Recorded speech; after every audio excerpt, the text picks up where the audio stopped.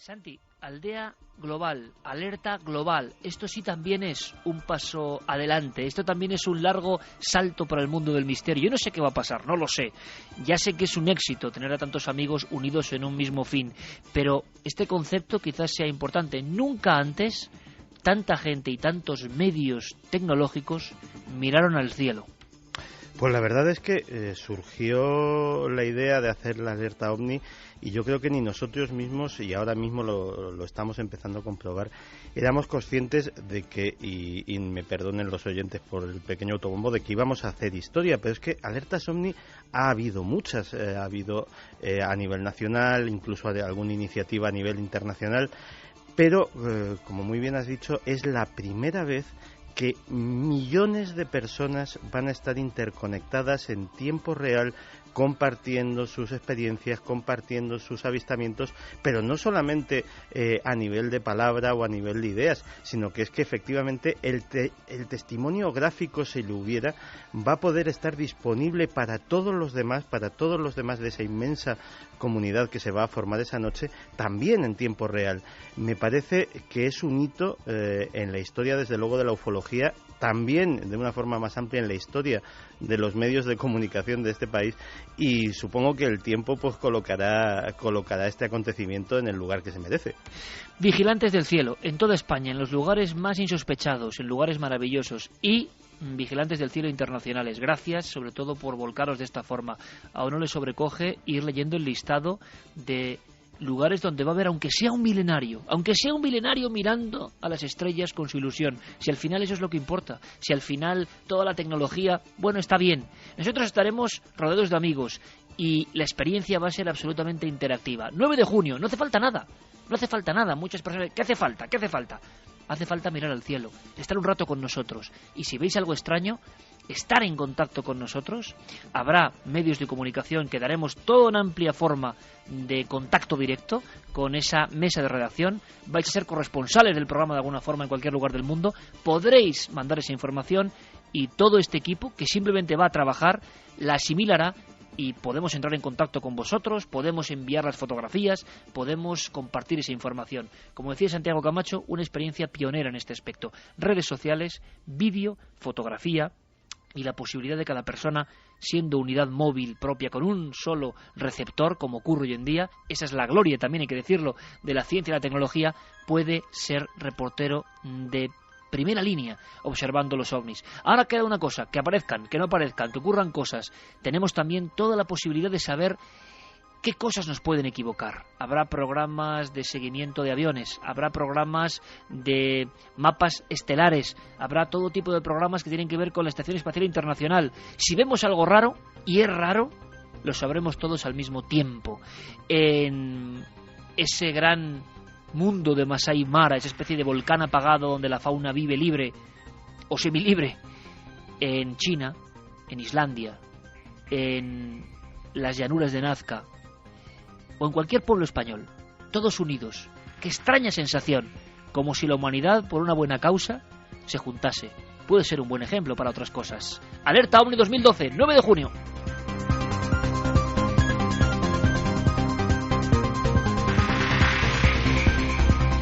Y nosotros ahora, si os parece, y seguimos trabajando a tope en todo esto, echamos una ojeada a lo que ha pasado en lo digital. Luego viene Santiago Camacho con su conspiración. En el Vaticano ha habido mucho movimiento y también quiero que escuchéis pues una de esas joyas que son los cuadernos sonoros de Javier Sierra, que nos siguen sorprendiendo.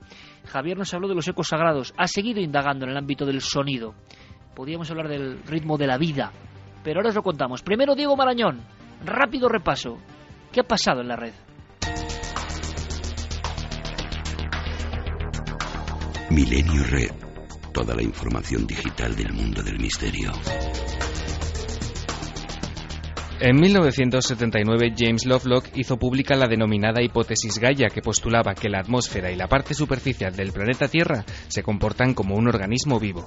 Cuando este científico publicó la hipótesis Gaia, provocó una sacudida en muchos científicos, sobre todo en aquellos con una mente más lógica, que odiaban un concepto que sonaba tan místico.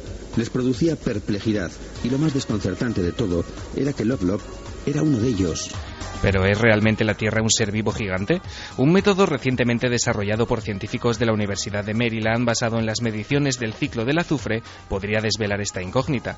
Lo que han conseguido, según se puede leer en su web, es poner a punto un método para rastrear y medir los movimientos del azufre en tierra, mar y aire, lo cual podría ser crucial para confirmar o descartar para siempre la hipótesis de Gaia.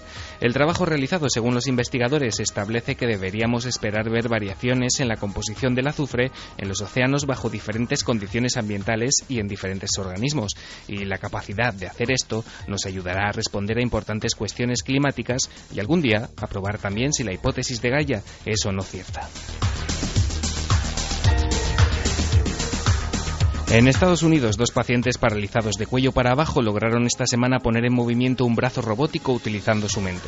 El experimento le permitió a Katie Hutchinson beber café sin ayuda por primera vez en 15 años. La técnica, descrita en la revista Nature, vincula un sensor implantado en el cerebro a un ordenador que traduce las señales eléctricas a órdenes. Escuchamos a John Donoghue de la Universidad de Brown. Nuestra idea es hacer un circuito para que la información del sistema nervioso dañado pueda viajar desde el cerebro hacia el mundo exterior. De este modo, aunque no pueda controlar los músculos, el cerebro puede manejar máquinas o dispositivos informáticos. Los científicos esperan en los próximos años poder reconectar el cerebro a miembros paralizados para lograr que estos vuelvan a funcionar. Más avances tecnológicos. Un estudio sobre las abejas podría conducir a conseguir una visión artificial como la humana. Eso es lo que sugiere un equipo de investigadores de la Universidad de Australia. Su estudio ha demostrado que el cerebro de una abeja es suficientemente sofisticado como para aprender reglas y problemas visuales complejos. Un hallazgo que sugiere que las máquinas del futuro podrían ver casi tan bien como los humanos. El equipo encabezado por el Dr. Dyer explica que las abejas también usan una serie de reglas para resolver problemas complejos relacionados con la vista. Soluciones que tienen implicaciones importantes para nuestra comprensión de cómo las capacidades cognitivas para la visualización de imágenes complejas se desarrollan en el cerebro.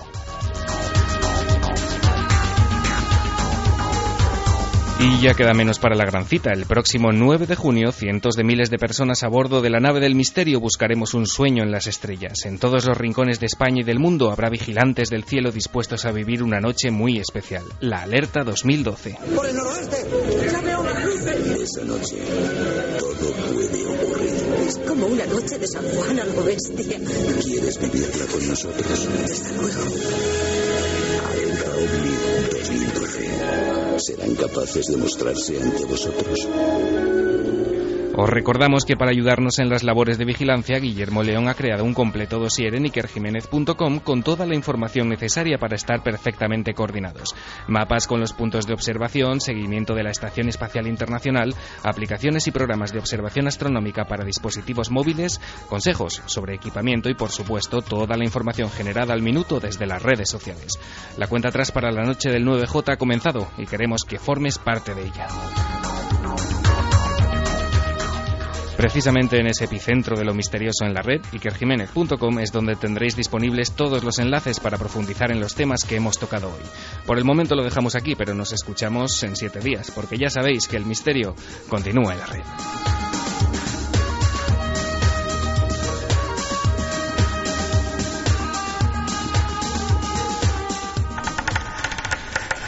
Milenio 3. Detrás del misterio. En busca de una respuesta. Cadena Ser. Y además es algo que casi siempre se me olvida. Tengo que decirlo y recordarlo. Vamos a cumplir 10 años. 10 años de emisión ininterrumpida. 10 años de emisión ininterrumpida de un programa de misterios.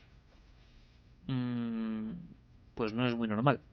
Así que os lo agradecemos todo el equipo. Javier Sierra, por cierto, estará de una forma muy presente y clave en la alerta del 9J. Está con muchas ganas y está haciendo muchas cosas en la sombra.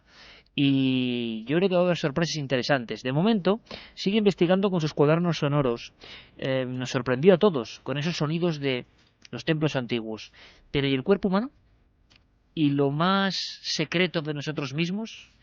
¿Y la piedra filosofal de la genética o la piedra que guarda todos los enigmas de la entidad humana? ¿Cómo suena? Se cuenta que ha habido experiencias de este tipo, de doctores, de investigadores, que han trasladado determinadas coordenadas de lo vital a lo musical, y que ha habido sorpresas.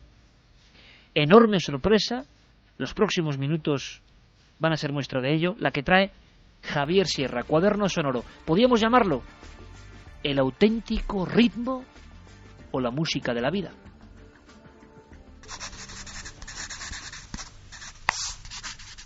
Quizás sea solo cosa mía.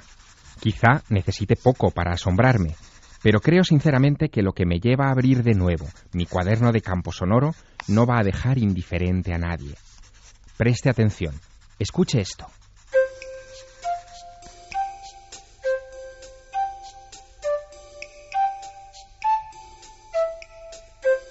No es una melodía cualquiera. Sus notas siguen un compás único. Es, y no exagero, el ritmo de la vida.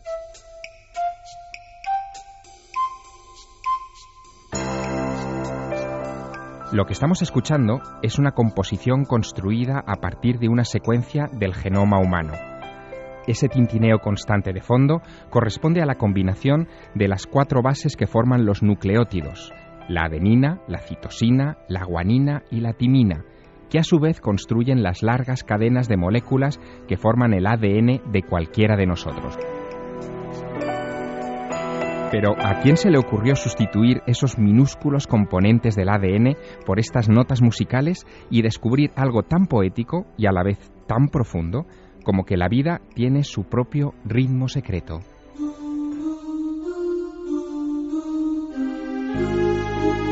Todo empezó así. Aunque no lo parezca, esta música esconde la estructura genética del hongo de la levadura.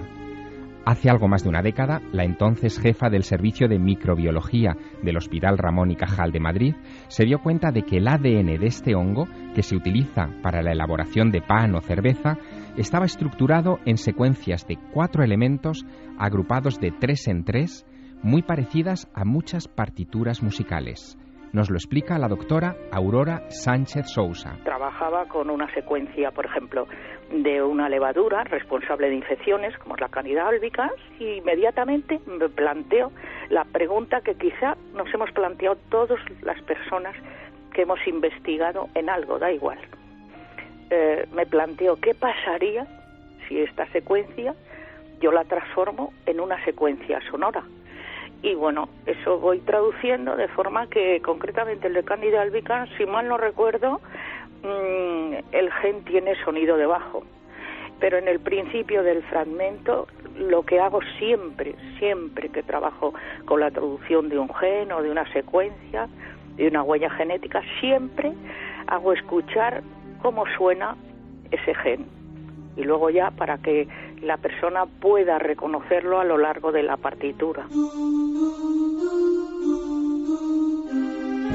La doctora Sánchez Sousa acababa de hacer un hallazgo curioso. Acababa de relacionar 2 mundos hasta ese momento alejados entre sí. La verdad es que hay una cosa muy clara. No he encontrado que haya mucha diferencia entre la música y la genética, aunque parezca un disparate.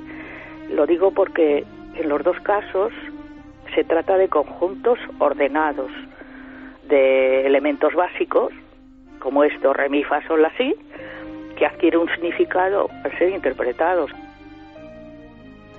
Se da además la afortunada circunstancia de que la doctora Sánchez Sousa es también poetisa, pianista y compositora, y con la ayuda de los doctores César Nombela y Fernando Vaquero y del músico Richard Krull, decidió hacer una prueba tras otra. Combinando ciencia y sensibilidad artística, sustituyó las bases del ADN por notas y asoció sus ritmos a melodías originales compuestas por ella y por su equipo. Escuchemos, por ejemplo, esta.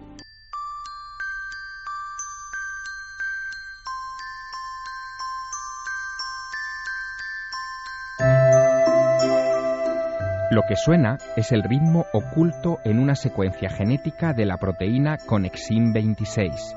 Cuando muta, causa la mayoría de los desórdenes auditivos en seres humanos. El gen de la sordera tiene esta extraña cadencia. Es casi relajante.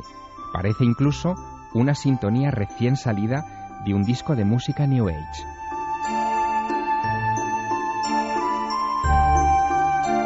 Yo procuro que el tempo que yo le doy esté dentro de las de las pulsaciones normales de una persona. O sea, yo doy, pues a lo mejor trabajo de 60, 120, pero claro, yo no doy más velocidad porque ya no saldría lo mismo.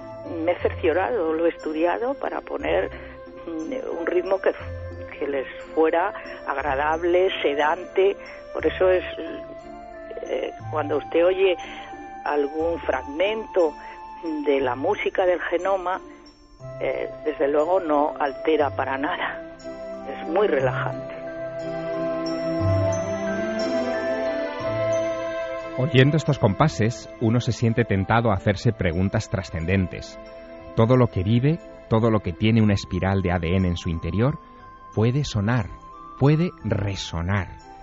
¿Y si los antiguos textos sagrados tuvieran razón y los dioses crearon el universo entonando una melodía? ¿Y si, en efecto, todo lo que nos rodea fuera comprensible solo desde la armonía?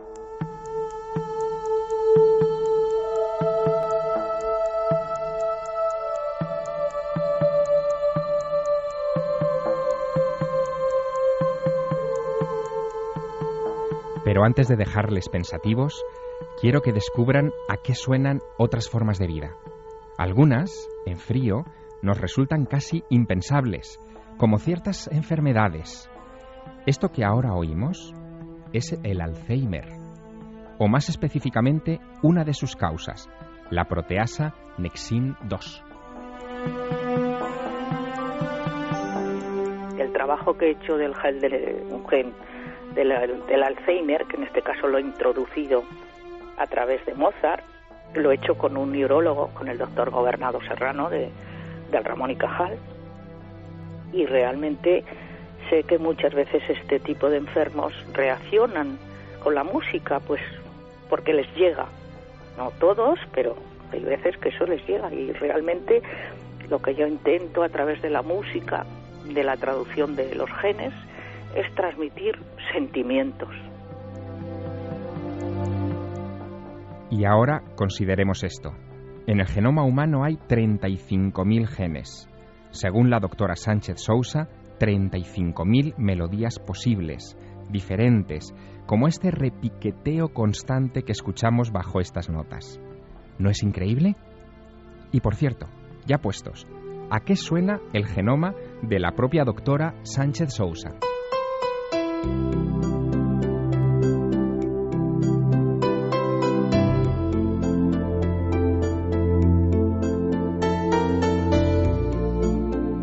Ella misma nos explica cómo compuso esta sintonía.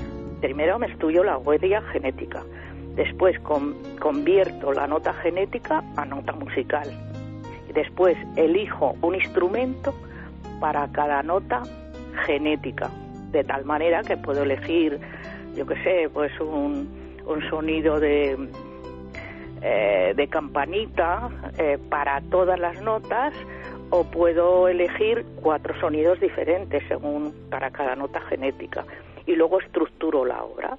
Todo esto, lo admito, dispara mi imaginación.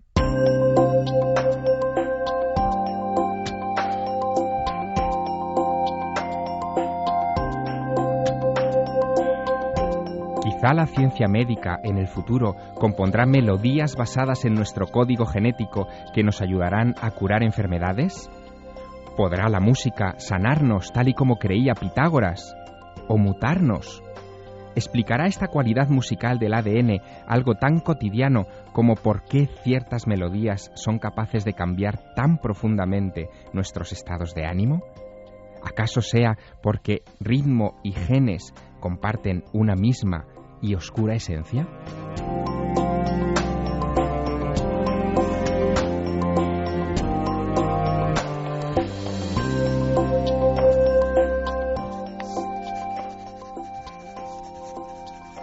¿Quién sabe?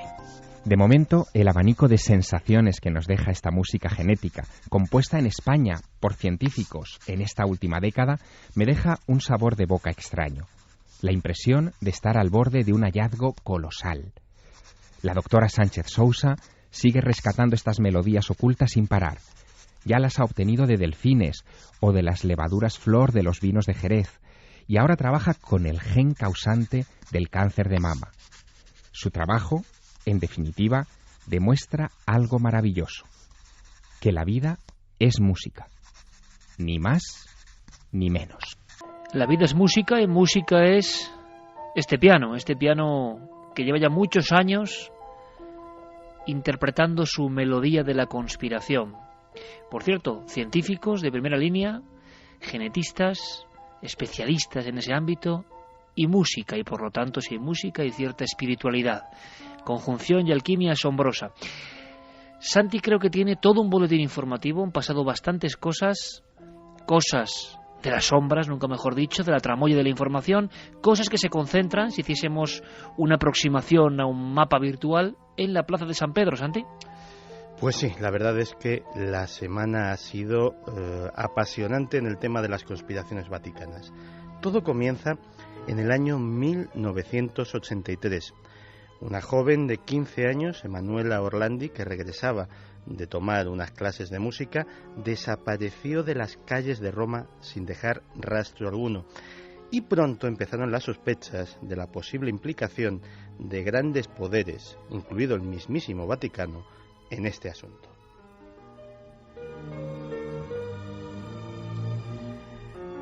Todo parecía tranquilo y olvidado hasta que el pasado Viernes Santo, en la misa celebrada en la Basílica de San Pedro y ante la presencia del Papa Benedicto XVI, el encargado de la homilía, un sacerdote llamado Rainiero Cantalamessa, dijo a todos los presentes: ¿cuántos delitos atroces se han quedado sin culpable en los últimos tiempos? ¿Cuántos casos sin resolver? Os ruego a los que aquí estáis que no os llevéis con vosotros a la tumba vuestro secreto. Sus palabras fueron interpretadas como una referencia directa al caso Orlandi. El caso es que Emanuela Orlandi era hija de un empleado de la Santa Sede y ciudadana vaticana. Vivía, de hecho, dentro de los muros del Estado Vaticano. En su día, las pistas que siguió la policía apuntaban a que Orlandi había secuestrado por una banda conocida como la Banda de la Magliana, un grupo criminal de Roma altamente peligroso, que estaba presionando al Vaticano para que le devolviera las enormes sumas de dinero que le había prestado.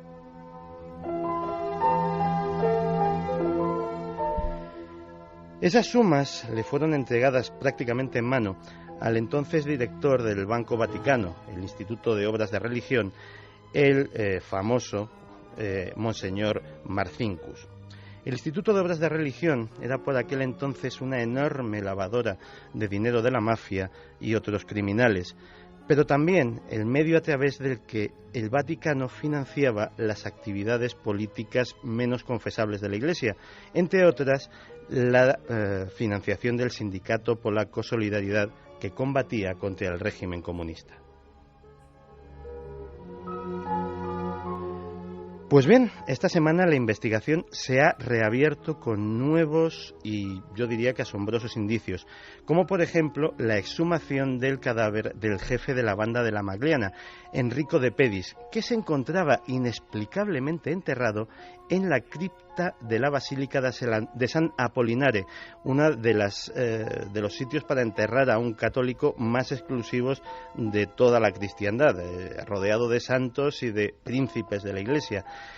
De Pedis había sido asesinado a balazos el 2 de febrero de 1990 y, de hecho, incluso en Cuarto Milenio hubo hasta cierta polémica entre sacerdotes de por qué este hombre se encontraba enterrado allí.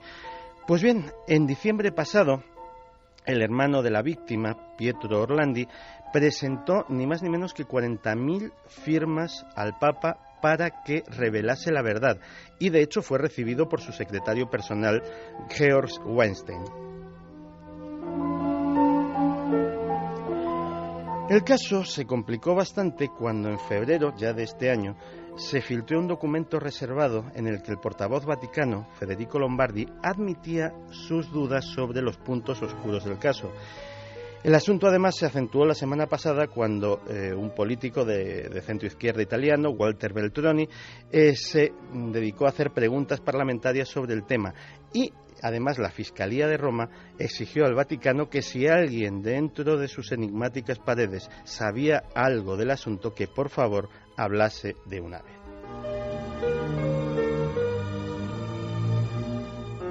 Pero este no es el único escándalo que ha salido a la luz esta semana dentro del Vaticano.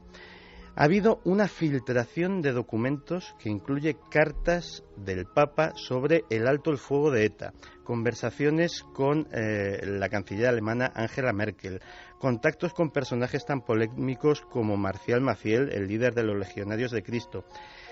Y la verdad es que Roma está ahora mismo sumida en un mar de confusión y de sospechas, porque todo el mundo se mira para ver quién ha sido el responsable de esta filtración. La que ya es calificada por los medios italianos como la peor filtración de documentos en la historia del Vaticano, parece ser que procede de la Secretaría de Estado e incluye informes sobre prácticamente todo lo que interesa a la Iglesia, incluidos los escándalos de prostitución de menores de Silvio Berlusconi. La noticia es tan calentita que el suplemento semanal del Corriere della Sera publicó este viernes un adelanto sobre los temas que incluye el libro Los papeles secretos de Benedicto XVI, que es donde figura toda esta correspondencia.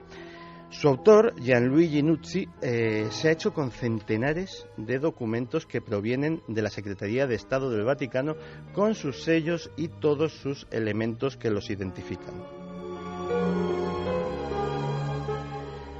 Los analistas vaticanos dicen que todo esto es una operación para difamar y echar tierra a la figura del secretario de Estado Vaticano, Tarcisio Bertone, que ya salió nombrado en aquel asunto que comentábamos hace unas semanas sobre aquel complot o aquel presunto complot para asesinar al Papa. Tarcisio Bertone sigue siendo el papable que más números tiene en las quinielas para suceder a Benedicto XVI, y lógicamente parece ser que sus enemigos están moviéndose rápidamente en una guerra oculta de poder dentro del gobierno central del Vaticano y posiblemente en próximas fechas sepamos más sobre este asunto. En cualquier caso, el complot de los monseñores ha sacado algunos asuntos muy sucios de la política interna vaticana. Uno de ellos es la operación de descrédito y derribo del director del periódico Avvenire, que es el órgano de la Conferencia Episcopal Italiana, mediante acusaciones de acoso homosexual que resultaron ser falsas, en un complot que la víctima, ya rehabilitada, el periodista Dino Boffo, atribuye, como no, al secretario de Estado Tarcisio Bertone. Todo el desarrollo de ese complot también figura en las cartas.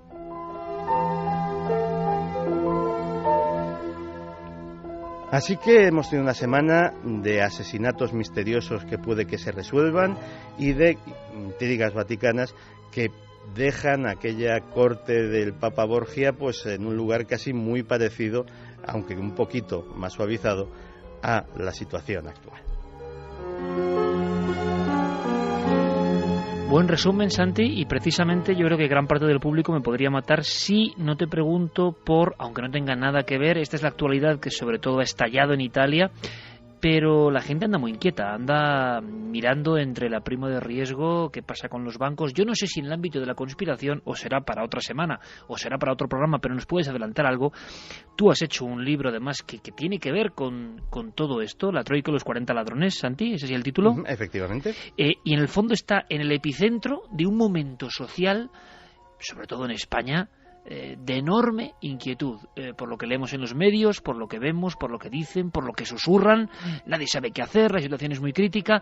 En el ámbito de la conspiración, simplemente como un flash, Santi, ¿se está comentando algo? ¿Se argumenta algo de fondo, como ha ocurrido otras veces con otras crisis?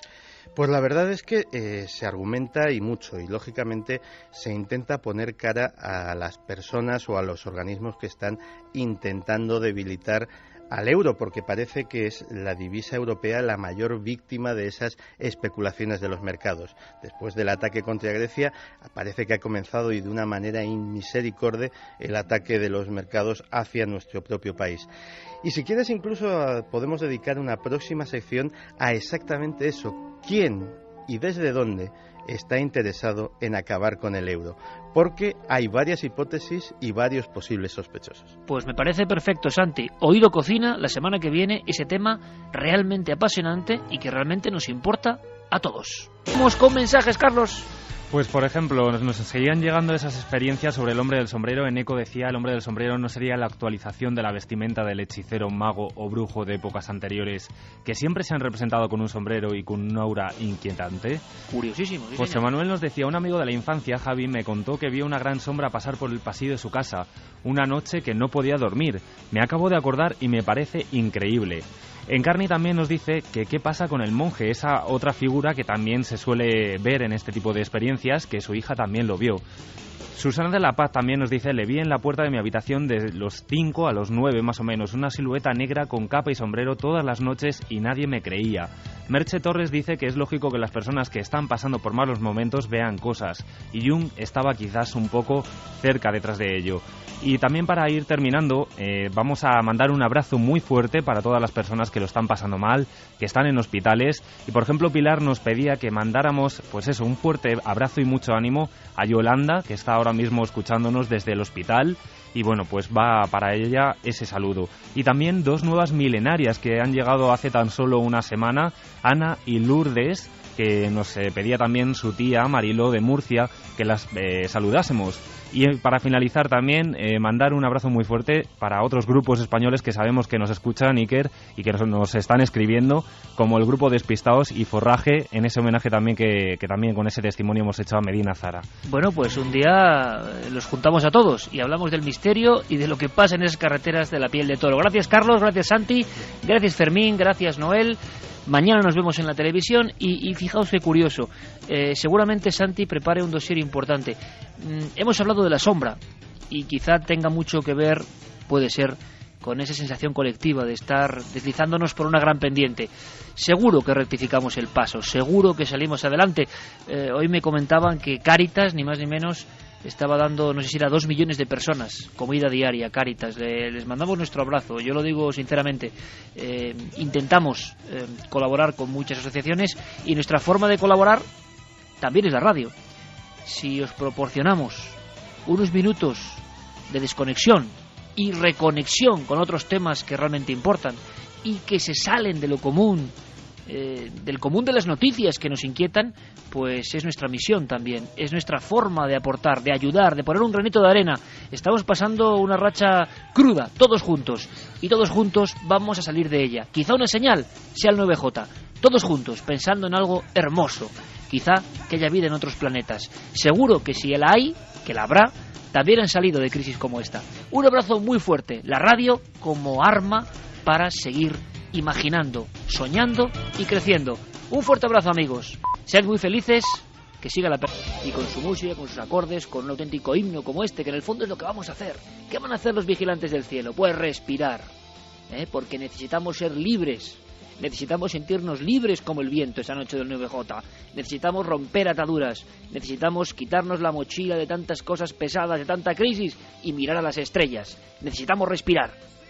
Andalucía, en Almería, ya no solo los puntos donde haya corresponsales, repito, vigilantes del cielo significa que una persona, 10, 20 o 100 va a estar eso, mirando a las estrellas, grupos que habéis hecho vosotros, grupos que recorren el mundo.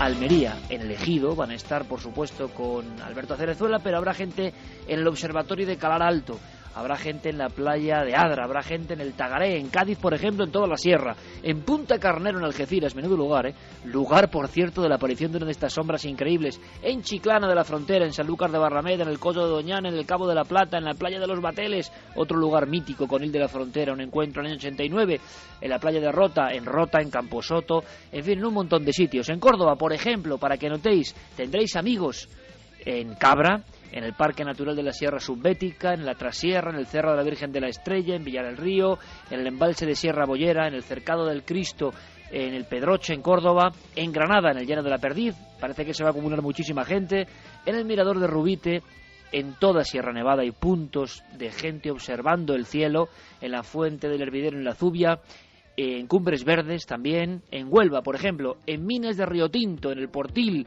en la ermita de Santa Brígida, en Galaroza, en el Portil de Punta Umbría, hemos dicho, en la Sierra de la Cena, diferentes puntos importantes con mucha gente dispuesta a asombrarse con esos cielos.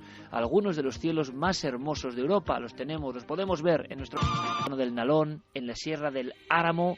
En Cantabria habrá personas, aparte de los puntos oficiales, en este caso el Ocobe del Soplao con Diego Marañón, habrá personas, bueno, pues en todas partes, en todos los pueblos, destacamos Casares, Ucieda, Otañes, toda la zona de Liérganes, Pámanes, gente mirando al cielo, dejando su quehacer cotidiano para simplemente mirar al cielo, con un móvil, escuchando la radio y dispuesto a ser corresponsal. Cada uno de ellos, yo presumo que puede haber decenas de miles de personas en España mirando al cielo, ya no solo escuchando la radio, sino mirando al cielo, y seguramente cientos de miles de personas, quién sabe si millones, en todo el planeta el 9 de junio.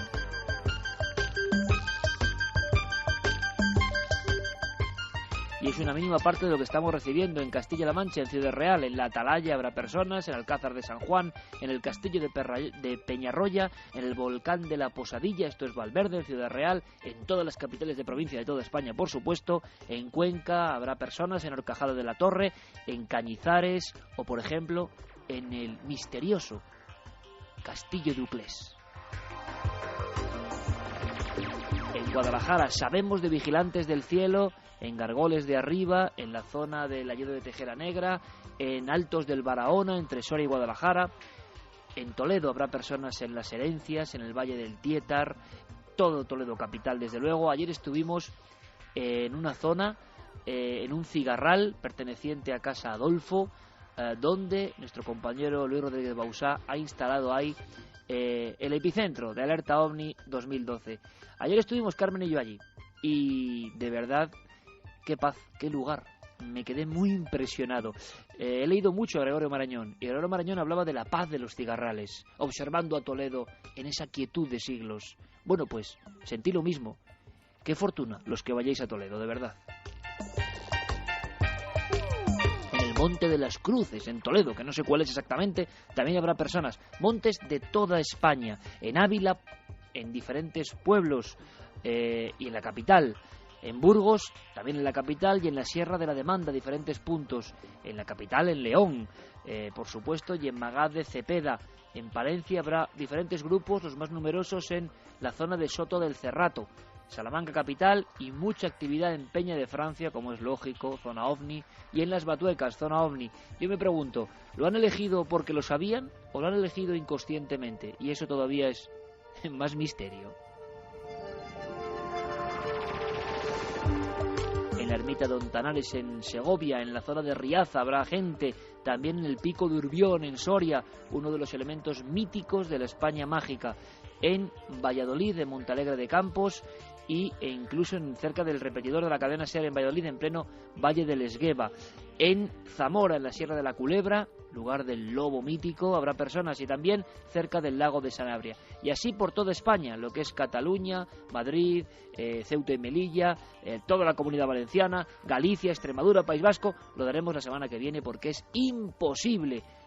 Así que la semana que viene, más lápiz y papel. De todas formas, Guillermo León en ikerjiménez.com, Guillermo León llevando todo el dossier. Ahí vais a tener no solo la lista de los corresponsales, de los lugares donde va a haber un corresponsal de la cadena SER, uno de nuestros compañeros, sino de dónde habrá vigilantes del cielo. Que tengáis un mapa completo para saber dónde habrá, en vuestra provincia, cercano a vosotros, un grupo de vigilantes del cielo. Ojalá haya muchas amistades y de verdad se forjen nuevas ganas de investigar, que eso es lo que motiva toda esta operación de Alerta OVNI. Y haya muchos niños, claro que sí, ¿por qué no? Aunque estemos esta tarde, muchos niños en esta alerta del 9J. Posiblemente ampliemos el horario. Solo os puedo decir que tenemos ya luz verde por parte de la cadena SER para, si ocurre algo, ampliar horario. O sea que puede ser una larga noche. ¿Queréis compartirla con nosotros?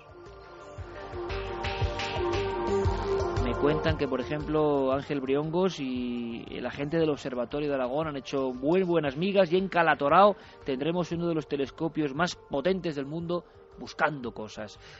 Y, por supuesto, Almadén de la Plata, Sevilla, importantísimo, Miguel Gilarte, el Observatorio de Almadén de la Plata y el Observatorio Castillo de Borovia, en las faldas del Moncayo, 2 observatorios que serán asesores, pero ojo, me dicen los compañeros de ambos lugares, Almadén de la Plata y Borovia, que podéis asistir, podéis acudir para seguir la alerta OVNI con ellos, tanto Miguel Gilarte en Almadén de la Plata como Alberto Jiménez en Borovia, Soria.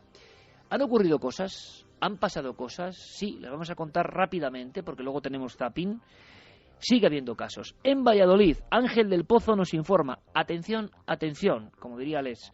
En Valladolid, luz roja observada esta semana de gran tamaño, potente, y diferentes testigos se lo han confirmado, y veremos si podemos hablar con ellos, porque es uno de los últimos casos. Sobre Madrid, la semana pasada, también varias personas, incluso sobre diferentes barrios de la capital, observaban la presencia de objetos extraños.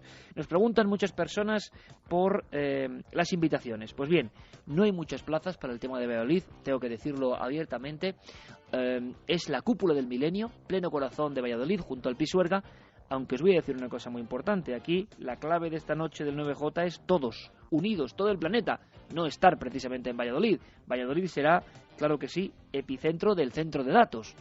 Quien vaya allí va a vernos trabajar, pero realmente el trabajo lo hacemos entre todos a nivel planetario.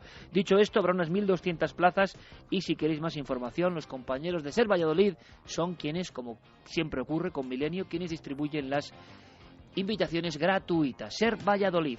Con esto queda dicho, queda dado el boletín, el parte casi, de esa alerta OVNI 2012. Siguen los casos, claro que sí. Carlos Largo trae la última información. Noel Calero, compañero, cambiamos de música, lo hacemos escuchando a más compañeros, a más corresponsales, y nos metemos después, aunque sea para contaros en un flash, en un titular, algo que pasaba en Murcia el 16 de mayo, y que es espantoso, sinceramente, y que quizá tenga que ver con los fenómenos de la sombra o los fenómenos relacionados a los ovnis, quién sabe. Acaba de pasar y es nuestro compromiso, que escuchar a la persona que lo ha sufrido. 16 de mayo, en su propia casa. Pero eso viene ahora. Ahora escuchamos a más compañeros. Soy Chema Font, desde Baleares. Tenemos previsto estar en el Mirador de Naforerada, entre Sóller y Valldemosa, en el municipio mallorquín de Dellà, puesto que es una de las zonas donde más avistamientos supuestamente se han visto en nuestras islas. Soy Pablo Torres. La noche del 9 de junio pues estaré con Francisco Minaya en el Cerro de los Ángeles de Madrid. Es un lugar que hemos elegido porque es el centro geográfico de España, un punto caliente de avistamientos de ovnis. Hola, un saludo a todos los milenarios, soy Carlos Ollés, y el próximo día 9J estaremos en el Pantano de la Loteta, una zona muy emblemática y especial, hasta muy cerca de la zona del Moncayo, un lugar mágico donde los haya.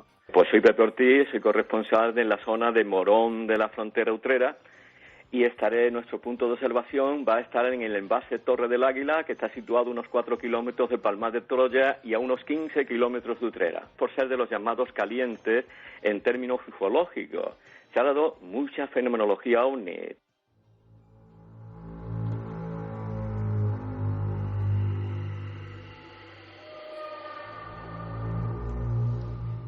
Carlos Largo, compañero, buenas noches. Buenas noches, Iker. Está abierta, por supuesto, la encuesta, como siempre, en ikerjimenez.com, en torno a los ovnis. Vamos a hacer un estudio sociológico puro y duro de cómo está el tema hoy en día, y tenéis toda la información en ikerjimenez.com. Y vías de contacto ya más que sabidas: Facebook, Twitter, La Nave del Misterio, vías oficiales, cadenaser.com y milenio3@cadenaser.com. Bueno, dicho todo esto, vamos al meollo de los casos. 16 de mayo, Murcia, una persona angustiada, Carlos. Pues sí, nuestra amiga es Elena, nos escribía, ya lo adelantabas la semana pasada, muy angustiada, con mucho miedo por una vivencia que había tenido en su propio domicilio, en su propia casa, en una pedanía muy cerquita de Murcia, de la capital. Y bueno, pues ese día en concreto, el 16 de mayo, era la madrugada, estaba toda la familia dormida, su marido, sus niñas, que bueno, pues son pequeñas, están en una cuna al lado del matrimonio de los padres, y ella desde el principio empezó a encontrarse en esa noche muy inquieta. no podía dormir. Parecía como si alguien estuviera acompañándoles en esa habitación. Y además percibió otros fenómenos previos a la experiencia que nos va a contar ella misma, que bueno, pues hicieron de esta noche una noche especial y un tanto extraña. Vamos a empezar, si te parece, a escuchar esos fenómenos que ella describe, que ya le llamaron la atención previamente a lo que vivió. Escuchamos. Y bueno, fuera en el jardín, pues se escuchaban unos golpes metálicos. Eran como un retintineo, como cuando tiras alguna piedrecita, algo metálico. Y eso ahí no es normal. No, vamos, de ahí no hay nada que pueda hacer ese ruido. O nunca antes habíamos escuchado ese ruido por allí. Y bueno, yo soy mi hermana, ella duerme justo en la habitación de al lado y suele dormir con 2 perros que tenemos. De mirar por la ventana se quedaban quietos y atentos. Y bueno, uno de los perros en cuestión le gusta salir por la noche bastante cuando oye el ruido de otros animales. Y esa noche mi hermana intentaba sacarla y no quería, se quedaba en la puerta y hacía fuerza para no salir. O sea, Carlos, que hay una serie, como siempre ocurre, de fenómenos previos. De antecedentes, eso es. De elementos que van conformando una noche que ya es distinta. Claro, algunas personas pueden pensar, ¿no? Esto predispone, esto coloca la mente en un nivel que no es especialmente objetivo. Bueno, hay estudiosos que dicen todo lo contrario. Estas señales nos colocan en el nivel que quiere la entidad o que quiere el fenómeno que sea que estemos, y se produce entonces la conjunción de lo imposible. Una visión tremenda, no única. Yo ya lo decía la semana pasada. Ojo, que esto no es único, pero el retrato robot que hace esta mujer, 16 de mayo, repito, una pedanía del sur de Murcia, es impresionante, Carlos. Desde luego que sí, porque además hay que ponerse en su situación. En esa habitación en la que, bueno, pues estaba su marido, sus 2 niñas muy cerca de ellas, en esa cuna, ella no pudiendo dormir, parecía que algo le estaba diciendo, como decíamos, que algo iba a pasar. Y de repente, la sorpresa, lo insólito, una figura que le llama la atención, prácticamente mirando debajo de la almohada, porque empezó a ver a esa silueta que ella misma nos va a describir. Una figura dando una gran zancada hacia el cabecero de la cama. Primero era una figura que no era normal, no era humana, parecía como que estaba encorvada porque ese lado de la habitación, la altura máxima que tiene es de 1,90. Y bueno, también me sorprendió o me llamó la atención el hecho de que llevaba un parche reflectante en el muslo. Una descripción absurda por completo, pero tú mismo lo tienes que recordar, Carlos, es que el caso, por ejemplo, del que tanto hemos hablado ya, de Torrejón el Rubio, hay un ser, un individuo que puede ser casi un calco de lo que esta mujer ve dentro de la habitación avanzando hacia el cabecero de la cama. No es caso único, repito. Yo recuerdo que los familiares o la persona que nos hizo de alguna forma de correa de transmisión del caso de Torrejón el Rubio en abril, los 2 coches y esa figura como un extraño autoestopista, lo describen como con unas tiras o unas cosas que reflectan algo extraño, algo parece una unidad oscura y de repente hay como un símbolo, una señal. Bueno, pues aquí ocurre lo mismo. Algo que les llamó la atención desde luego en la noche y que nuevamente aquí a Elena también pues se fijó bastante en ello. De hecho, lo único que pudo llegar a hacer fue, como decíamos, ponerse prácticamente la cara mirando hacia el lado contrario porque no quería ver a esa figura, no quería darse cuenta, y lo que más le daba miedo precisamente es que estaba entre medias de su zona de la cama y la cuna de sus niñas. Nos contaba también, porque yo le decía, ¿no tenías miedo de que tus niñas a lo mejor corrieran peligro? No, decía que tenía súper claro que ese ser o esa entidad no iba a hacer daño a sus hijas. Pero sin embargo ella sentía la necesidad de apretar la almohada contra su cara para no observar. Aún así sí que pudo ver más rasgos. Y en este corte vamos a ver precisamente esos detalles que se quedan marcados muchas veces en la mente de los testigos.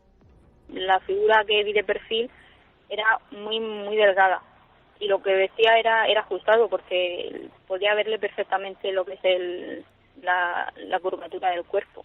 También el hecho de que la rodilla le quedara un palmo por encima de de lo alto de la cama, porque y la cama es bastante alta. Por supuesto, estoy segurísima que no es humana, no, porque era exageradamente alta, delgada, digamos que la proporción del cuerpo no era lo normal. Ahí tenemos, Carlos, al arquetipo, a la sombra, actuando de nuevo. Un retrato robot que tantas veces hemos escuchado, anotado, dibujado, perfilado. Y la sensación, como yo decía antes, la sensación que tienen muchos investigadores, una línea de investigación que al final estaba en tierra de nadie. Desde el principio, los investigadores del misterio, vamos a llamarlo de los encuentros cercanos, se decantaron por dos posturas evidentes. Una, pues como lo que hablábamos del Yeti, entidades biológicas, entidades viajeras del espacio, o quién sabe si del tiempo, pero bueno, entidades físicas que vienen aquí por algo. Suena extraño. Versión 2, fraude, equivocación, error, mala interpretación, visiones. Y entre esas dos esferas de pensamiento había una tercera, por ejemplo la de Pierre Delval o tantos otros investigadores, Jacques Vallée incluso, que hablaban de un pasaporte a Magonia, un pasaporte a un mundo diferente, un mundo onírico, como si el mundo de lo mental, el mundo no científico, no físico, pero que existe, digámoslo así, pues como la materia oscura de la realidad, no del universo, sino de la realidad, se representa ante nosotros. Y el contenido psíquico, es decir, lo que impregna al testigo, lo importante que es para el testigo, el miedo que le da al testigo, la vida que le va a cambiar al testigo, todo eso es lo importante. El trasvase de información importante es ese. Por eso un detalle, por eso un rasgo, pues como cuando somos niños y algo se nos queda muy profundamente, incluso intentamos desterrarlo de la mente y sigue ahí, aquella cara, aquella casa, aquella comida, aquel patio, lo que sea. La fuerza arquetípica, onírica, entre la verdad y la leyenda, entre el mito y lo físico, está jugando ahí. Por eso, muchas veces, estos encuentros, que son reales, como la vida misma, yo ya no quiero disimular, ni tengo por qué, son reales. Por supuesto, hay un porcentaje explicable. Hablo de los casos que sabemos que se transmite, que hasta el investigador sabe perfectamente que esa persona no miente. Pues esos casos tienen ese componente importantísimo que carga al testigo, carga con la sensación de un peso importante, la sensación de que ha sido visitado por algo incomprensible. Y no hay duda, como los miembros de Medina Zara la semana pasada, cuando eso se cruza, es como un símbolo, como una señal, como algo que advierte, que tiene que ver con quien lo ve. Y todo eso se ve, y tú lo sabes, Carlos, por la última sobredosis de casos y de testigos. Da igual, todos tienen algo, esa especie como de desgarro, porque ellos saben y no saben cómo explicarlo, que han estado viendo el espejo quizá de otra realidad, que se representa muy de vez en cuando, y que puede ser muy absurda. Lo cuentan con esa absurdez, sin temor a que no se les crea, porque si alguien quiere inventarse algo, lo inventa para ser creído, no un tipo de esa estatura, con la cabeza bombada, que apenas cabe en la habitación y que tiene un parche. Además, Iker, el detalle de que todos los testigos lo viven con una crudeza, con un terror que luego les afecta a su vida diaria. Elena nos contaba que a día de hoy todavía no duerme bien. Por el día todo está normal, pero cuando llega la noche le entra el pánico, enciende las luces de la casa, no puede dormir con todas las luces apagadas e incluso, ahora que ya empieza el buen tiempo, cierra todas las ventanas, no puede tener las ventanas abiertas. Y lo único, fíjate, estaba escuchándote con esas teorías que hablabas sobre este tipo de experiencias.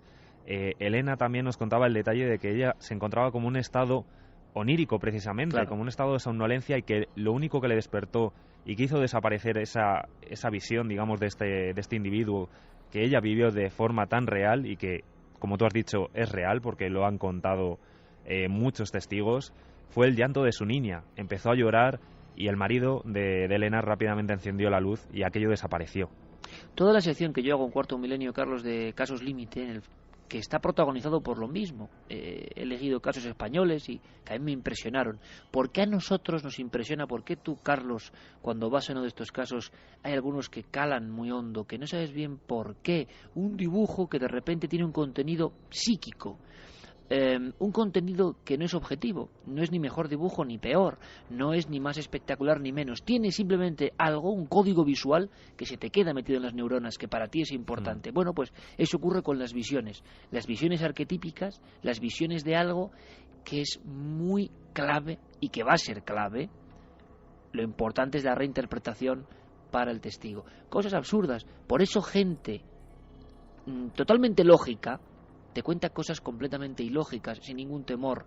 Precisamente, uno de los puntos de Vigilantes del Cielo, y que lo sepan bien los compañeros, es Punta Carnero, en Algeciras. En Punta Carnero, un médico, el doctor Rivera, iba con su motocicleta, año 66, y sintió, en mitad del silencio del sopor de la tarde, Cádiz, una extraña sensación, como que alguien le estaba mirando la nuca. Y no le estaba mirando a nadie la nuca en ese momento, pero él sintió como esa alarma ya absolutamente atrofiada que quizás siendo otra especie o algo mucho más remoto teníamos en perfecta disposición. Es un estado de alerta, como contaba esta mujer en Murcia. Se giró y al otro lado enfrente había un ser de baja estatura, un ser embutido en un traje negro o en una piel negruzca, estaba de perfil, tenía el cráneo bombado, un mentón muy visible, una cara que parecía entre de anciano y de alguien que sufría. Y lentamente, analizar el absurdo, fue pasando el pequeño camino del faro de Punta Carnero. Soledad absoluta. En todo ese momento parece que el tiempo y el espacio no tienen sentido, y aquellos segundos son horas para el testigo. Sin embargo, el testigo deja la moto y sale corriendo detrás del ser que se ha ido adentrando en el bosque, dando una especie de saltos. Es algo tan incomprensible que de pronto el testigo, el doctor, ni más ni menos ginecólogo Rivera, se da cuenta de repente de que está despertando de una especie de sueño, de sopor. Pero aquel ser se está alejando, es real, le ha metido en su mundo por unos instantes. Y es entonces, Carlos, cuando llega el miedo. Muchas veces el testigo vive como con una especie de hipnosis, ese cruce con otra realidad, y es luego cuando llega el miedo, cuando ha sido testigo de algo que sabe que ha estado cerca de él, de su familia, de su entorno. En fin, seguiremos investigando. Es el último caso, Carlos, 16 de mayo, ¿no?, en Murcia. Sí, 16 de mayo, el último que hemos recibido. Pues queremos seguir recibiendo casos, queremos valientes como los compañeros, como Charlie Rivera, Carlos Rivera de Medina Zahara, queremos gente que no tiene miedo a contarnos que a veces la realidad se deforma. Quizá dentro de 1000 años, si existe el mundo, los científicos de ese tiempo sabrán, nos enseñen que el espacio se pliega, yo que sé, que las dimensiones entran en la nuestra y que de vez en cuando vemos algo. Pero es algo, y a mí es lo que me interesa, que no se olvida. Quien lo vive sabe que es su verdad. Le da igual que el científico le diga que no se puede tocar. Él lo ha visto y su vida ya no es igual. Y eso nos debe interesar. Ese fenómeno que cambia las vidas nos debe interesar y por eso lo perseguimos. Vámonos ahora con el zapping. Vámonos con el zapping, que hay mucha información. Maravillosa sintonía con la que siempre saludamos a Diego Marañón, el hombre que va a estar en el exterior de la Cueva del Soplao. Menudo lugar en la Cantabria donde ha habido tantos casos de apariciones de este tipo. Diego, buenas noches. Allí vamos a estar. Buenas noches, Iker, ¿qué tal? Espero que el ser de Escalante, el ser de Puente San Miguel, el ser de Isla, se pasee por ahí. Pues yo espero y que lo no, captures, amigo. Espero que no, porque entonces no vas a tener corresponsal. Yo he hecho a correr.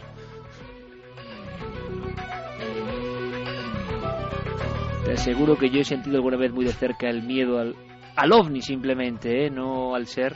Y es un miedo que no se olvida, madre mía. Vamos a ir viajando por el mundo, Diego, un programa que tú sé que le tienes muchas ganas porque es un programa que está causando un enorme impacto y que íbamos a comentar, no nos dio tiempo. Cuéntanos, empezó el 13 de mayo del 2011, 13 de mayo, Fátima, y es un programa que se mete a fondo en experiencias un poco al límite, ¿no? Sí, vamos a hablar de un programa que está causando bastante sensación en la televisión holandesa. El programa se llama Nachtwakers y pues se emitió, como dices, empezó a emitirse hace un año, está en su primera temporada, a punto de terminar. Se emite debido a que el horario es más adecuado por las temáticas que trata. Si los niños no lo pueden ver, se emite a las 11:30 en RTV Oost y se trata básicamente... 11:30 en Holanda es como 3 de la mañana prácticamente, ¿no? Sí, porque además realmente da bastante miedo o aprensión, ¿no?, lo que se puede ver. Escuchemos la sintonía un poco. Venga. A ver, Noel, ponle la sintonía. Es un poco así como de conspiración. Sí. Yo le diría a Noel, esto es conspiración, medio inquietante, crimen.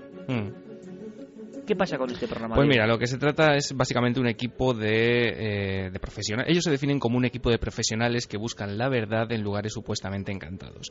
Tenemos periodistas, tenemos mediums y tenemos al director y al líder de todo el equipo, que es Denis de Boer, que es quien se encarga de desplazar a todo ese equipo a lugares como una vieja granja, como gimnasios, castillos, iglesias, lugares en definitiva que la audiencia les dice que están encantados o que algo está ocurriendo. O sea, la audiencia informa de lugares donde pasan cosas y ellos van allí. Sí, ¿te acuerdas de cuando hicimos el primer zapping? Había un programa en Pakistán y era básicamente lo mismo, ¿no? Era la audiencia quien se encarga de alimentar ese feedback, ¿no?, entre ellos y bueno, el equipo del programa se desplaza a ver qué está ocurriendo. Uno de los capítulos más inquietantes, Iker, de Nachtwakers fue el que protagonizó Johan Blemix, un ciudadano que tenía, fíjate, tanto miedo de dormir en la casa en la que habitaba con su mujer, que él por las noches, en vez de dormir en esa casa, se iba a la caravana que tenía aparcada en el jardín y dormía allí. Intentaron vender la casa, no se pudo por determinados problemas con la administración tributaria, y lo que este equipo supuestamente descubrió es que había una niña enterrada en el sótano, una niña que se identificó ella misma como Astrid. Si quieres, podemos escuchar un fragmento de ese programa en el que están revisando una grabación de una cámara de seguridad y descubren que una puerta se desplaza sola. La verdad es que no parece una corriente aérea, porque el movimiento, cuando lo ves el vídeo, es bastante considerable y bueno, todo esto se acompaña con la música de tensión propia de este tipo de cosas. Hay que saber, vamos a ver. Nou, kijk maar eens even goed naar deze beelden, jongens. Hier zie je de deuren. Er zijn, de camera staat dus gericht op zaal 5 en zaal 3. De deuren staan open en dit zijn de deuren naar het balkon van zaal 3.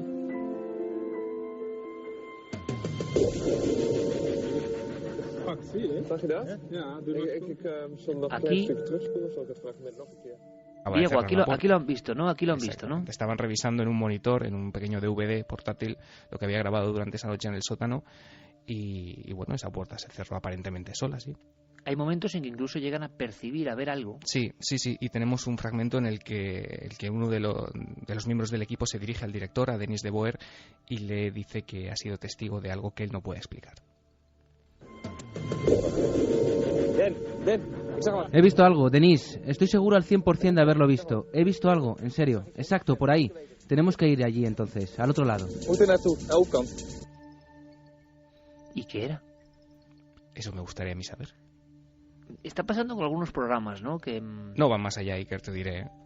No, quiero decir, no se quedan en la mera, no voy a decir anécdota, pero en el mero impacto visual y lo estiran y te pueden rellenar. Yo he visto, fíjate, Diego, y bueno, esto lo haremos, hay algún programa con muchísimos medios norteamericano, van a lugares y claro, y a veces pasa alguna cosa y está muy bien, y lo hace muy bien, pero claro, ¿cuál es el problema? Y lo sabemos bien quienes estamos en los medios, creo yo, no sé, a veces lo dudo también, pero que al 17º programa donde el estímulo es el mismo, ya has matado al propio estímulo, ¿no? Uh-huh. Y entonces eso ya tiene soluciones diferentes. Claro. Y hablando de diferencias, podemos ir con algo que tengo muchísimas ganas, Diego. Yo había oído hablar este auténtico icono, ¿no? Auténtico icono, sobre todo, yo no sé si has visto imágenes recientes, pero su pacto mefistofélico, porque es que Uri no envejece, o sea, ha encontrado el elixir de la eterna juventud. Yo no sé si sigue igual. Lo que sí sé desde hace unos años es que hay un enorme éxito con un formato televisivo que tiene que ver con él. Sigue exactamente igual y además cada día más delgado. Creo que un día va directamente a desaparecer Uri Geller. Cada día, la dieta Uri Geller es lo que faltaba. Sí, vamos a hablar de El Sucesor. ¿Qué es el sucesor? Pues es un concurso de televisión que comenzó en 2007 en Israel y que, atención, porque se ha extendido a países tan dispares como Alemania, Holanda, Hungría, Grecia, Turquía, Rusia, Canadá, Australia, Finlandia. El último, Iker, el año pasado, en 2011, que todavía se está emitiendo en el canal 5 de Suecia.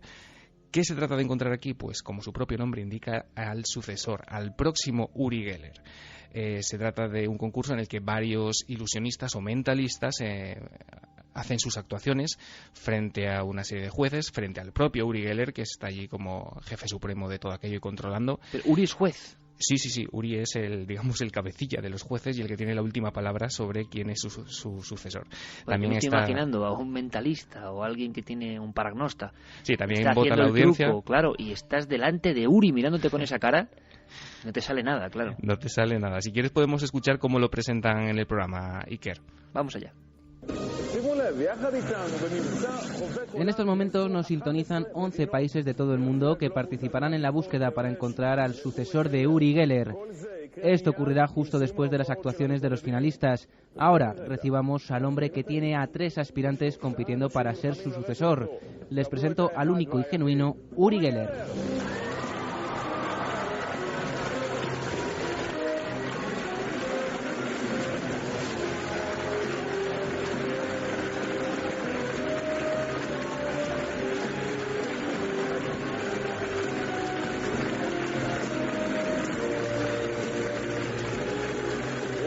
Uri, gracias.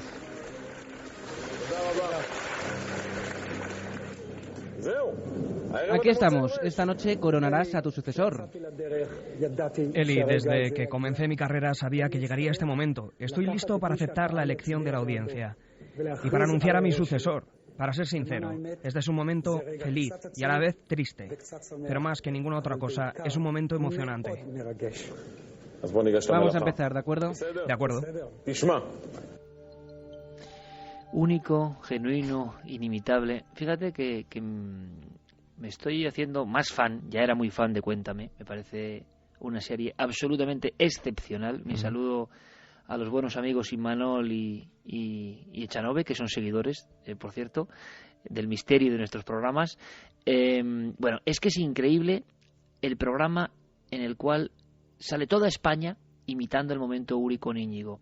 Uno se da cuenta de que si se hace la historia de la televisión en España, de elegir una de las entre las 5 imágenes está sin duda Uri y ese momento. Pero es que lo increíble, Diego, y a eso vamos, es que han pasado prácticamente 40 años.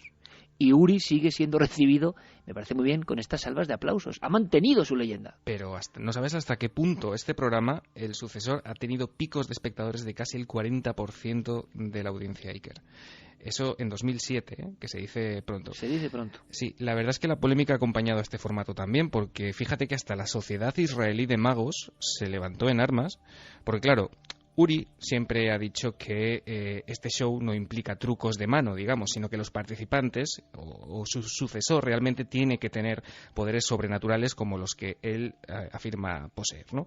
Entonces, pues magos israelíes, pues como Dandy Ashraf o Eliron Toby, iniciaron una campaña de acoso y derribo contra el show, diciendo que no era más que una engañifa prácticamente y que todo lo que se veía estaba perfectamente orquestado e ideado por Uri. Si quieres, con Uri, escuchamos... con el efecto Uri, por cierto, siempre pasa lo mismo. Sabemos que en España, desde aquel septiembre del 75, siempre lo mismo también, ¿no?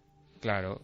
Si quieres, escuchamos, Iker, la final de aquel año de 2007. Ya te digo que el último se ha ido extendiendo a otros países, en el que ganó pues uno de los 3 aspirantes. Vamos a escucharlo.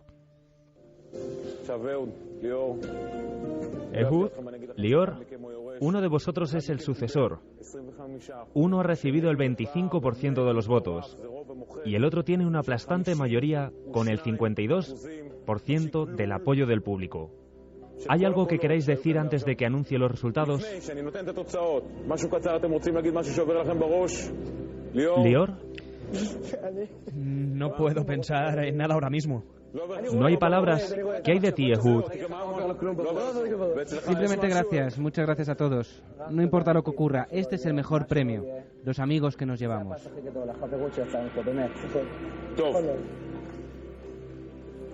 Vamos allá.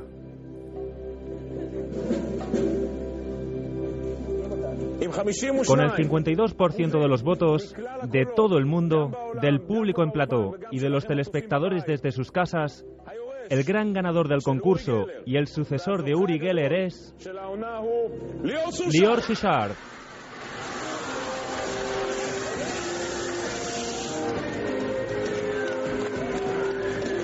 Momento impresionante, Diego, momento final de Gran Hermano, pero sí, con paragnostas. ¿Y qué hacía Uri en ese momento, no? Cuando veía que ante sus pupilas estaba el sucesor. Pues fíjate, Uri estaba aplaudiendo y luego, ese mismo año, salió de gira por todo Israel con su sucesor. Lo curioso de este programa es que cada año hay un sucesor distinto. Y no solamente cada año, sino en cada uno de los países en los que se emite el formato. Digamos que Uri va haciendo una gira por esos países. Claro, entonces tiene como una cohorte de sucesores por todo el mundo. Pero vamos a ver, y como ocurre en otros realities, ¿hay peleas entre sucesores también? ¿Peleas mentales o físicas? Bueno, sí, y sobre todo en el formato que se adaptó luego en Estados Unidos en la NBC, que se llamó Phenomenon, que era una especie de spin-off de este concurso. Se ha llegado a enfrentar de forma cruenta, casi te diría, tuvieron que irse a publicidad, yo lo he visto, algún aspirante a ser el sucesor de Uri Geller con Chris Angel. Llegó a ser un momento tinaja, como el famoso momento de la tinaja de Ricard Bru. Y se enfrentó el aspirante con Chris Angel, que es, digamos, el ayudante, un famosísimo mago estadounidense, que es pues el enlace con la audiencia de Estados Unidos, ¿no?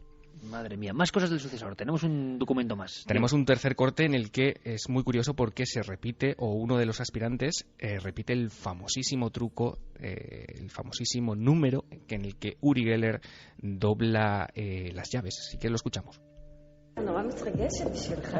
¿Sabéis cómo voy a comenzar mi actuación? ¿Cómo? Con una llave. Antes del show les pedimos a algunas personas que trajesen llaves. Levanten sus manos. ¿Alguien ha traído una llave? ¿Quién tiene su llave? Me disculpo de antemano por lo que va a ocurrir a sus llaves. Aquí están las llaves. Vamos a hacer algo realmente especial. Coge una llave y sujétala entre dos dedos. Así, con la otra mano también. Excelente, Margol. Por favor, tú también. Excelente. Ahora las dos.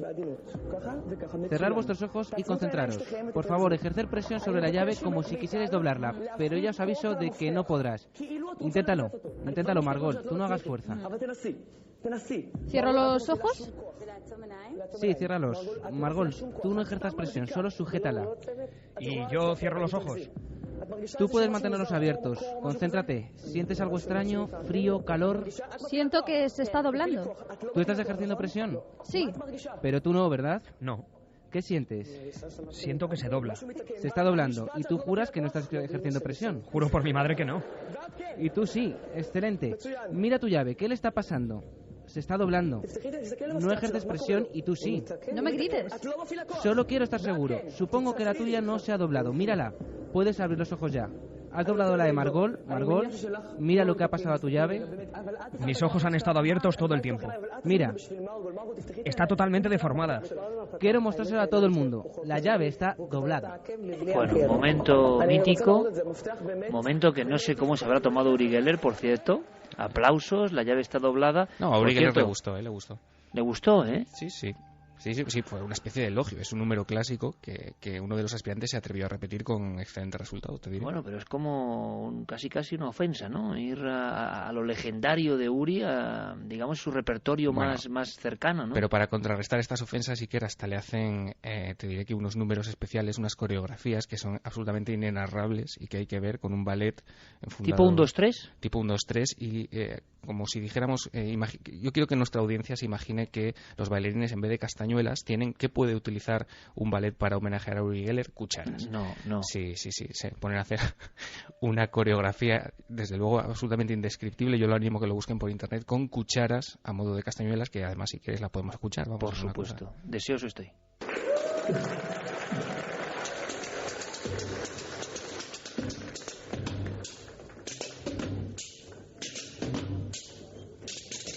Ahí tienes las cucharas, sí que. Esta especie de rumba delirante con cucharas. Es una rumba israelí. Es rumba israelí con cucharas. Mira que he escuchado cosas raras, ¿eh? Yo creo que el zapping nos va a dar muchas sorpresas. ¿Y Uri ¿qué hacía cuando estaban los bailarines de las cucharas? Pero él disfruta. Él disfruta, es un tío grande, tío grande. Sí, él se siente el centro de todas las miradas, ¿no? Porque todo el mundo, desde luego, está haciendo lo que tú estás preguntando ahora. ¿Y qué piensa de todo esto? Hay que decir una cosa, ¿eh? Está encantado. Está encantado. Es un tipo especialmente positivo. Es verdad que irradia, quienes le hemos conocido, lo hemos notado, una imagen... No, una imagen, una energía muy especial. Yo no sé... No puedo ir más allá. Yo sí sé que nos ha sorprendido, sobre todo a Carmen, con alguna experiencia realmente sorprendente en su día, hace ya muchísimos años. Pero he sabido de Uri que tenía mucha vinculación luego, o sea, que parte de los muchísimos beneficios, evidentemente, que tiene todo esto, sí que mantenía muchos niños con cáncer y sí que hay una serie de historias como de mucha humanidad por ahí, ¿eh? O sea, que no se puede tampoco analizar todo por el show business, que desde luego es un maestro, hay que reconocerlo, y ahí queda el misterio, si realmente él tiene poderes auténticos. Tiene una enorme capacidad magnética. Nunca mejor dicho. Nunca mejor dicho. Diego, que gracias. La semana que viene no. En el próximo Zapping, si toca esa temporada, hablaremos de algunas cosas mucho más horrendas que vienen de Oriente. ¿Te parece? Me parece perfecto. Un placer como siempre, Iker. Diego, que lo haces fenomenal. Que un abrazo muy fuerte, amigo. Gracias, hasta luego. Y también tengo que decirlo, lo hace fenomenal Fermín Agustí con nuestros compañeros de informativos. De verdad que ese momento del espectáculo le va a Fermín, el tema del reality, ¿eh? O sea, estaba metidísimo traduciendo el contenido de esa especie de delirio israelí, Gran Hermano mezclado con Uri Geller, mezclado con el sucesor. En fin, el Zapping tiene esto. La idea es hacer de antena mundial. ¿Qué está pasando en el mundo? En el mundo hay programas muy buenos y también hay programas bizarros y simpáticos como este.